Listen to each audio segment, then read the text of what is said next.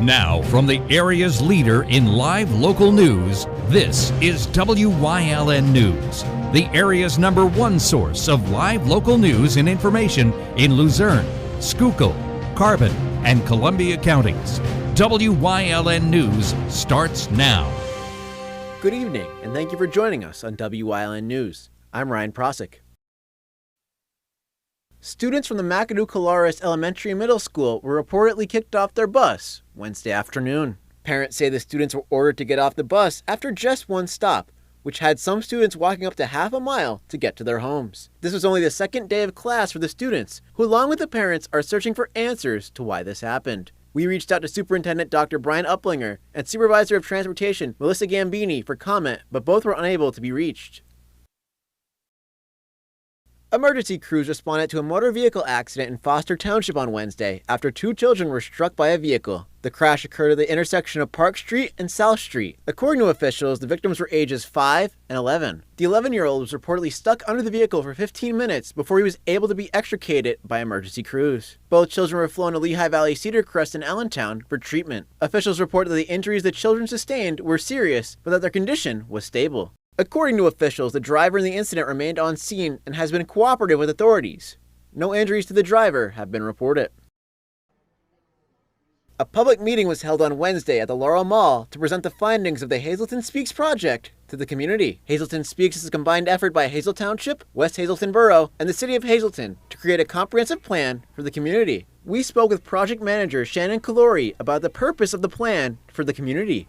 What a comprehensive plan does is it identifies a vision for the next 10 years for a community, and then identifies a number of things the community can do to meet that vision. So we look at people's concerns, where people want to be in 10 years in terms of education, transportation, jobs, economic opportunity, development.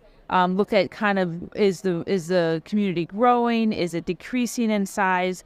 And so what is really important in this type of plan is the community's input.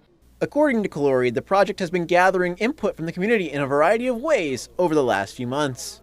So we've spent the last 6 months talking to the community in focus groups and interviews, and we did a survey that had great results. And today we're here at the Laurel Mall, and we are presenting some of our findings, and we're asking the community to tell us, did we get it right? In their search for the community's vision for the area, Kalori said a few issues have risen to the top. So some of the kind of priority issues that have been, we say, bubbling up, some of the common themes are housing. People are struggling with finding affordable housing or enough housing. Rents have gone up significantly in the last few years. We've also heard that we need more activities for kids. How do we keep the kids entertained? They need after-school activities and job opportunities and tutoring. There's also a big desire to make sure that as kids graduate from high school that they stay in the area or they come back to the area. So what can we do to entice the younger generation to stay here? We've heard a little bit about traffic concerns and that there's more traffic these days. We've heard about overcrowding in the schools and what can we do about planning for the future to make sure there's enough classrooms. Those are some of the top issues. In an effort to continue to narrow down the issues to those viewed as most important, community members were asked to place dots next to the topics they personally feel require priority. Kalori said the next step in the process will be to release a draft of the plan to the steering committee and on the Hazleton Speaks website in December. The plan will then be presented to the governing bodies and planning commissions early next year. These meetings will be open to the public and will give another opportunity for community input. The final plan will then be adopted by the 3 municipalities sometime around May of next year. For more information about the Hazleton Speaks project, you can visit their website at hazletonspeaks.org. A man has been arrested in Scranton for allegedly having sexual relations with a minor. Kareem Shelton was arrested August 30th by Scranton Police and United States Marshals Fugitive Task Force in the 160 block of West Parker Street. Police say their investigation revealed the alleged assault took place over 18 months between 2015 and 2016. The victim, who is now 14 years old, accuses Shelton of making them perform sexual acts and showing the minor pornography. Shelton has been charged with involuntary deviant sexual intercourse with a child under 13 and corruption of minors. Anyone with information on the investigation is asked to call Scranton Police at 570-348-4139. Hazleton City Police are asking the public for help regarding a vandalism incident. According to police, the vandalism occurred on the 165 block of Kiefer Avenue around 7 p.m. on Tuesday, September 5th. When police were called to the scene the following morning, they found a Toyota Camry with a smashed back windshield. Anyone with information or security footage of the vandalism is asked to contact Hazleton Police at 570-459-4940, extension 209. Coming up on WYLN News, the Bloomsburg Fair is right around the corner. Plus, Sugarloaf Township offers grants for businesses negatively affected by the COVID-19 pandemic. But first, we'll take a look at our 5-day forecast brought to you by Wyln Weather Kids. We'll be right back.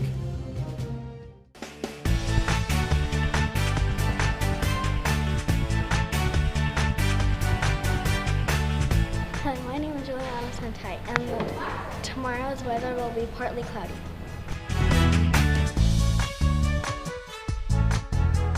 Weather Kids is brought to you by Lehigh Valley Hospital, Hazleton.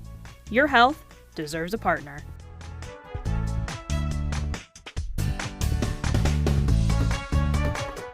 We want your child to be our WYLN Weather Kid.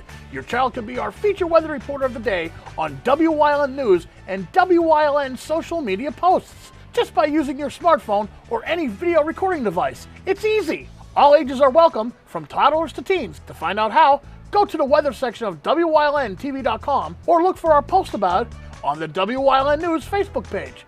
Submit your Weather Kid video today.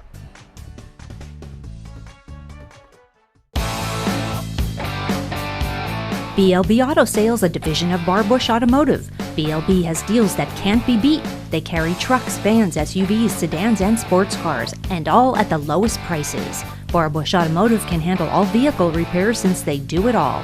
Check out their specials: oil change and filter, just $19.95. Alignment, $49.95. Professional and good people. Call 570-454-7571. F&L Doors, your trusted overhead door supplier. For over 50 years, providing quality products and service to Eastern PA and beyond with 2 strategic locations. They carry top brand manufacturers and guarantee parts and service for your home or business. From new construction to replacement doors, inspections and service calls. F&L Doors stands behind every job, taking pride in the work they do. Call 800-344-DOOR. Visit F&L Doors online at fldoors.com or visit their showrooms in Hazel Township and Schuylkill Haven.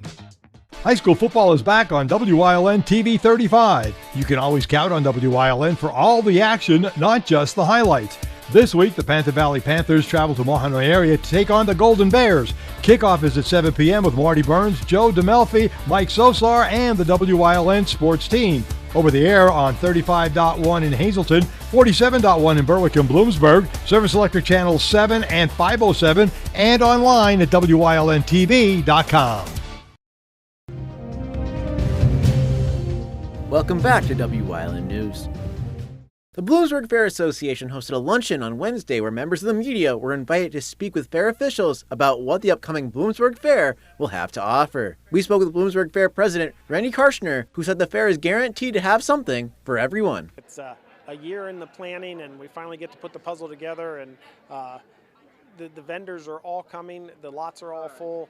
There's something here for everybody, so it will be an amazing place to come. Bring your whole family. From the animals to the rides to all the great food, so much food, and you can buy anything you need to buy almost at the Bloomsburg Fair. Karshner also said that he thinks the fair provides an important educational opportunity for the community. So many people in today's world, let's take animals or farming, agriculture, for example, they don't get to see it. They may drive by a farm, but they don't know anything about it. Here they can come up, a lot of people, they all drink milk. Where does it come from? They eat eggs. Where does it come from? They eat bacon. Where does it come from? And what does it take to get that bacon to the store? Here's where you can learn that. What are sheep for? It's for their wool and also for meat and eating. But you can learn so much here just in agriculture, and that's what this is about. It's an agricultural fair. Beyond the educational aspects of the fair, Karshner said the annual fair is beneficial to the community in providing a variety of economic opportunities to the locals. Some people work here just because they don't want to miss the fair, and rather than just come and walk around every day, they get a job here. Some people work here because this is the week that they make enough money to pay their taxes, or they make enough money they'll fill their oil tanks or propane tanks, and they'll pay for their heating for the winter. The community itself, all the houses around, if you've got a backyard, you park cars in it, and that's where they get their income. But the fair is run on people from the area that come in and do the work. For anyone interested in working for a vendor at the fair, Karshner said it's not too late.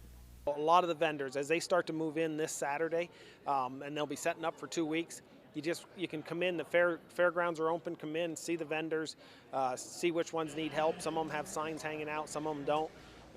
Coors Orangeade, they have a job fair. You can look on their website. They have a job fair one day.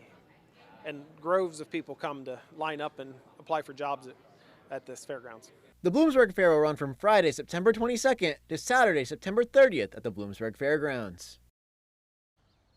Sugarloaf Township has announced that small groups and firms that have been negatively affected by the COVID-19 pandemic can apply for grants. Rise Sugarloaf is a program that will split $35,000 in grants among 40 successful applicants. The funds will be split up with 30 applicants receiving $1,000, while 10 will collect $500. To apply for the grant funds, you must hand in your application by October 31st and be based in Sugarloaf Township. To apply for the grants, you can email sugarloafluzerne@ptd.net to receive an application. Funds will be distributed by November 21st, and the organizations will have until April 8th to use the grant money.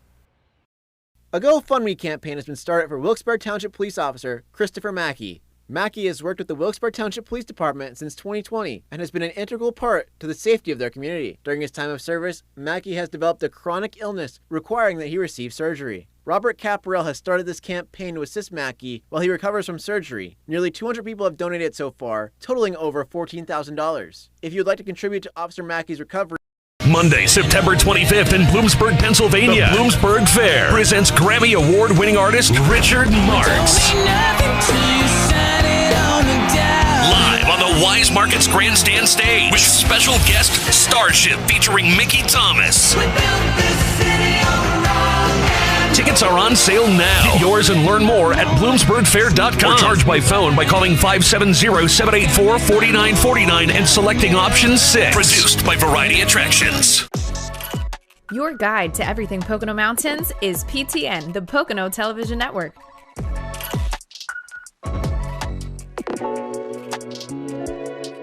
Watch PTN on WYLN.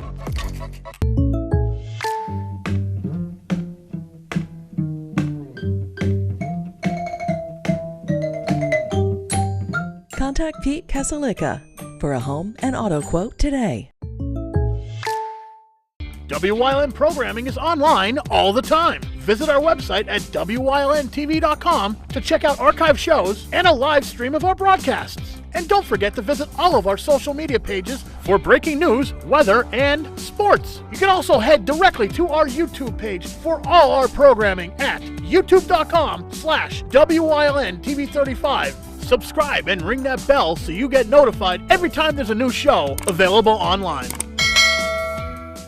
There's no better place to shoot than Whitetail Preserve. Their skeet, trap, and sporting clay fields are professionally designed, and all stations are handicap accessible. Whitetail Preserve has resident shooting instructors certified by the NRA in shotgun, rifle, pistol, home safety, and personal protection in the home. Whitetail can also cater any size event, whether it be a private party, corporate event, or wedding. Call 570-384-2314 for more information.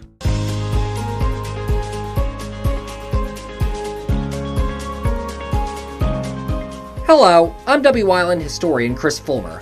Pennsylvania's communities are filled with interesting history. Come with me as we discover the people, events, industries, and other historic facets of local towns.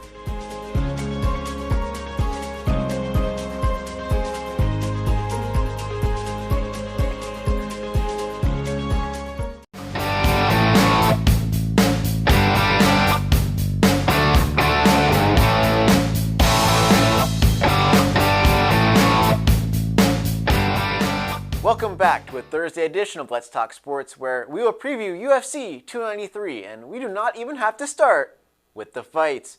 We can start with the press conference today that was downright crazy, with words being exchanged by just about everyone except Tai Tuivasa, who was just straight chilling the whole time and having a blast while everyone else was getting absolutely into it. Words were exchanged and stuff was thrown, and the funny thing is, the biggest argument was by two people who aren't even fighting each other this weekend. Even to the point where Sean Strickland was telling Israel Adesanya to calm down because Sean is the bad guy and not Izzy. A wild morning, trust me. 5 a.m. was way too early for all of this stuff. This presser might actually be more entertaining than the actual fight card. Manuel Cape was not having it though, chucking his water bottle at Kai Kara-France, who he was supposed to fight on this card, but he dropped out due to injury issues. And Kai Kara-France happens to be one of Izzy's friends, so then everything went downhill with a verbal argument that got out of hand. But now I think we should talk about the fights, yeah? Yeah, let's do that. For a title fight, we have Israel Adesanya versus Sean Strickland, one of the most technical fighters in the game versus a crazy madman. Look, Izzy should win this one handily because Alex Pereira took out Strickland with absolutely no problem. Now I know any fighter can be gotten any given day, but it does not feel like it will be this Saturday or Sunday, however you want to take it. But I feel like I give underdogs more consideration than most, but here it just feels like a mismatch where, you know, Strickland will need a Hail Mary punch to land to have a chance to win the fight, which is not exactly the path you want to victory in a title fight. Will Strickland wrestle? Probably not, and I believe Adesanya will try to keep him at distance with leg kicks and his long reach. I see this being an Izzy masterclass, but there are some opponents waiting for him in the wings that will give him more of a challenge than Strickland will Sunday morning, such as the names of Khamzat Chimaev and Dricus du Plessis, if he gets a title shot, that is, as it looks like Dana White might skip over him because he didn't take a fight on 2 months' notice while being hurt. Anyway, moving on to the co-main event, we have Tai Tuivasa against Alexander Volkov, which, can we stop feeding Tuivasa to the wolves? I understand that he will likely never be champion, but a Cyril Gane tune-up fight in France? Come on, Dana. This feels disrespectful to the man who has been captivating crowds drinking out of shoes. Then in his next bout, he took on Sergey Pavlovich, and if you look where Pavlovich is in the rankings, I do not have to tell you how this fight went, as Pavlovich is the backup fighter for the championship fight for the heavyweight title in November. And yet, we still get another fight where Tai is the underdog. However, this is in his home country, and I have faith in Tuivasa to recover from the tough skid that he is on. And he also had one early in his career, so we've seen him do it before. I think this is a get-right match for Tai in his homeland. Unless Volkov will opt to lean on getting Tai to the mat, then it might be a long night for the crowd. But I see a Tai knockout coming and him getting back in the win column. Next up on the main card, we have Manuel Cape, who, like I said earlier, is very angry. I don't know why, but he's facing off against Felipe Dos Santos. And I cannot tell you much about Dos Santos, as this is his first career fight in the UFC. However, I can tell you about Cape, though, and it feels like he is the king of canceled bouts, as he had last fought in December of this past year. He had 2 fights scheduled this year, and they both got canceled, so he is well rested, though, against an inexperienced opponent, and I can see Cape dominating this match on the feet, as Dos Santos might freeze a little bit under the bright lights of a pay-per-view card. Give me Cape to score a knockout or a decision if Dos Santos brings his A-game. To round out the main card, we have Australian native Tyson Pedro against Anton Turkalj in what will be a competitive fight that could go either way, but we could expect it to end inside the distance. And then we have Justin Tafa against Austin Lane in what will be a favorable matchup for Tafa. But it is worth noting neither of these guys have seen a decision in their UFC careers. So, you know exactly what that means. We are going to see fireworks to start off the main card. My overall thoughts on this card are that it should have been the fight night next week, and they should have been flip-flopped. And trust me, I understand.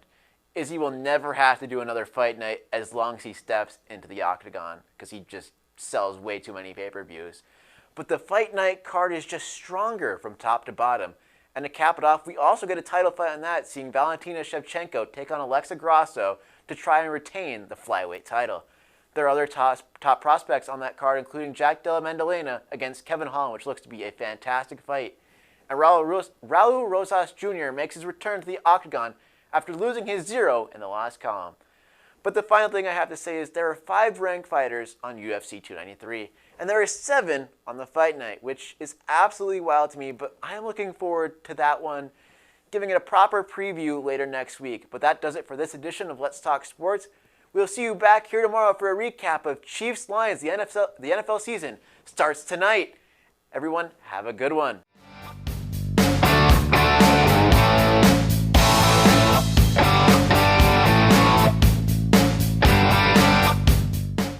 SJ Kowalski is your Mitsubishi Diamond Contractor. They can install a Mitsubishi electric Mr. Slim ductless heating and cooling system. Mr. Slim systems are designed to make any living space in your home inviting. You can have a different temperature control for every room in your home. The money-saving technology can save you 25 to 50% on your heating bill. For Mitsubishi, Rinnai, and trained comfort specialists, call SJ Kowalski at 570-455-2600.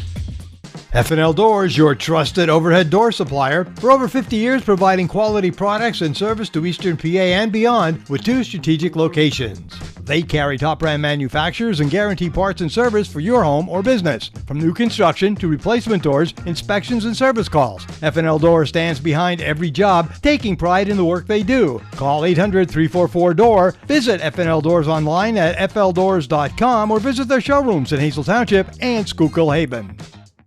Do you like craft beer? Do you want to learn the right way to sample wine? How about checking out a restaurant with a unique flavor or a crazy food challenge? These are just some of the things we are featuring on Wine, Hops, and Road Stops. So, spend some time learning about great wine, great beer, and great food on WYLN TV 35.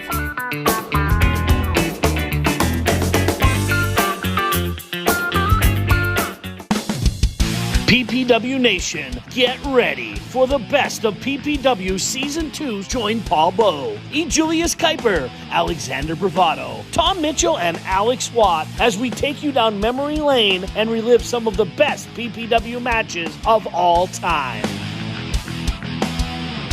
Saturdays at 5 p.m., Sundays at 10 p.m., only on WYLN.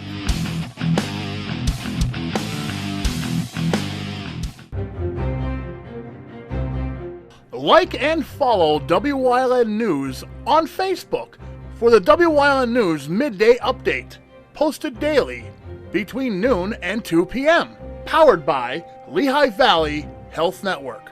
When it's serious, there's only one health network with seriously innovative health institutes. Lehigh Valley Health Network, your health deserves a partner.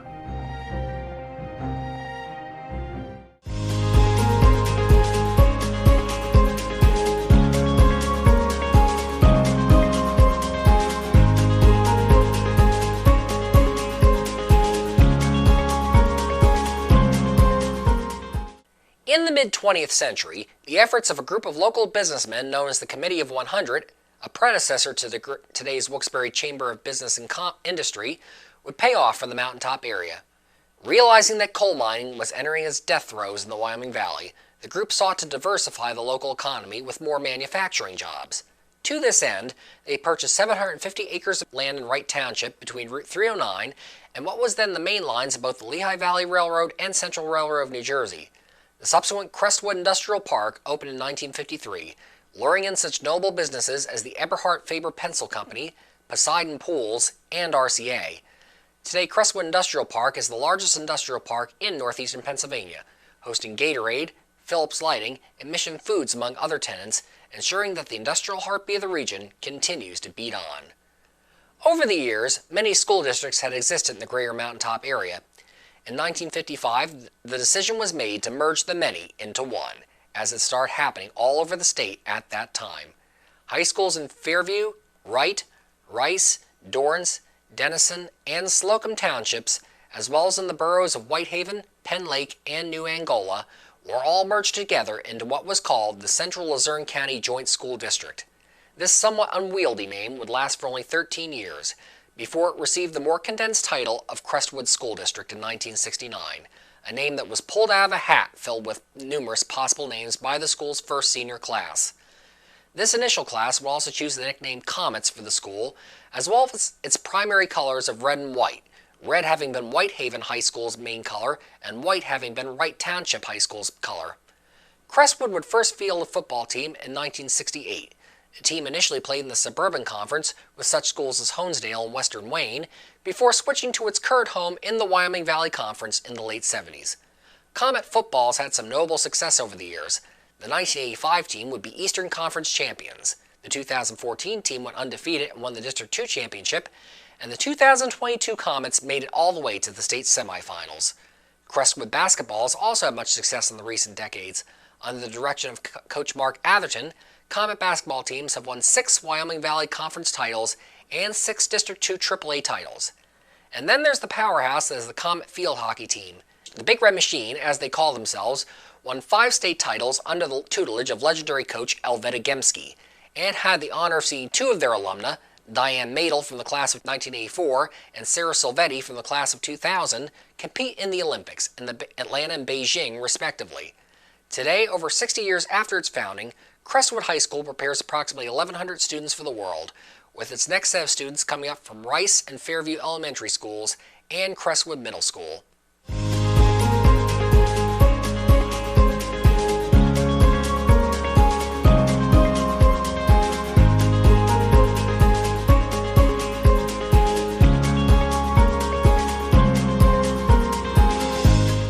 If you're just tuning in, here's a recap of our top stories.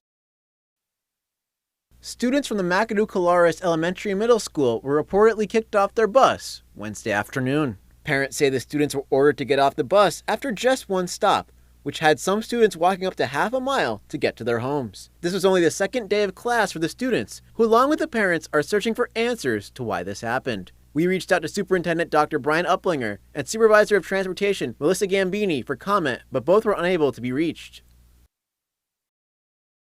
Emergency crews responded to a motor vehicle accident in Foster Township on Wednesday after 2 children were struck by a vehicle. The crash occurred at the intersection of Park Street and South Street. According to officials, the victims were ages 5 and 11. The 11-year-old was reportedly stuck under the vehicle for 15 minutes before he was able to be extricated by emergency crews. Both children were flown to Lehigh Valley Cedar Crest in Allentown for treatment. Officials reported that the injuries the children sustained were serious, but that their condition was stable. According to officials, the driver in the incident remained on scene and has been cooperative with authorities. No injuries to the driver have been reported. A public meeting was held on Wednesday at the Laurel Mall to present the findings of the Hazelton Speaks project to the community. Hazelton Speaks is a combined effort by Hazel Township, West Hazelton Borough, and the City of Hazelton to create a comprehensive plan for the community. In an effort to continue to narrow down the issues to those viewed as most important, community members were asked to place dots next to the topics they personally feel require priority. For more information about the Hazelton Speaks project, you can visit their website at hazeltonspeaks.org. A man has been arrested in Scranton for allegedly having sexual relations with a minor. Kareem Shelton was arrested August 30th by Scranton Police and United States Marshals Fugitive Task Force in the 160 block of West Parker Street. Police say their investigation revealed the alleged assault took place over 18 months between 2015 and 2016. The victim, who is now 14 years old, accuses Shelton of making them perform sexual acts and showing the minor pornography. Shelton has been charged with involuntary deviant sexual intercourse with a child under 13 and corruption of minors. Anyone with information on the investigation is asked to call Scranton Police at 570-348-4139. Hazelton City Police are asking the public for help regarding a vandalism incident. According to police, the vandalism occurred on the 165 block of Kiefer Avenue around 7 p.m. on Tuesday, September 5th. When police were called to the scene the following morning, they found a Toyota Camry with a smashed back windshield. Anyone with information or security footage of the vandalism is asked to contact Hazelton Police at 570-459-4940, extension 209. And that does it for the news. Remember, the source matters now more than ever. Catch all the latest news and updates on our YouTube, Facebook, or at our website at wylntv.com. Stay with us for a look at the weather.